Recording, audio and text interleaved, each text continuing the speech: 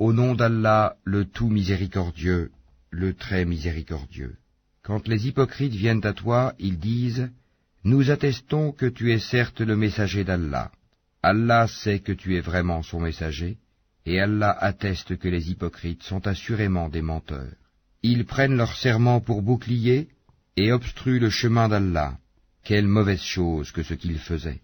C'est parce qu'en vérité ils ont cru puis rejeté la foi. Leurs cœurs donc ont été scellés, de sorte qu'ils ne comprennent rien. Et quand tu les vois, leur corps t'émerveille. Et s'ils parlent, tu écoutes leurs paroles. Ils sont comme des bûches appuyées contre des murs, et ils pensent que chaque cri est dirigé contre eux. L'ennemi, c'est eux. Prends-y garde, qu'Allah les extermine, comme les voilà détournés du droit chemin.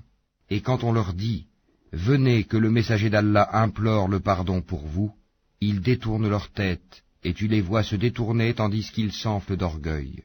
C'est égal, pour eux, que tu implores le pardon pour eux ou que tu ne le fasses pas, Allah ne leur pardonnera jamais, car Allah ne guide pas les gens pervers.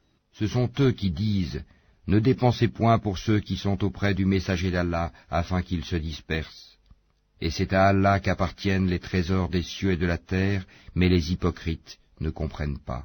Ils disent « Si nous retournons à Médine, le plus puissant en fera assurément sortir le plus humble. » Or c'est à Allah qu'est la puissance, ainsi qu'à son messager et aux croyants, mais les hypocrites ne le savent pas. Ô vous qui avez cru, que ni vos bienfaits ni vos enfants ne vous distraient du rappel d'Allah. Et quiconque fait cela, alors ceux-là seront les perdants. Et dépensez de ce que nous vous avons octroyé, avant que la mort ne vienne à l'un de vous, et qu'il dise alors, « Seigneur, si seulement tu m'accordais un court délai, je ferais l'aumône, et serais parmi les gens de bien. » Allah cependant n'accorde jamais de délai à une âme dont le terme est arrivé.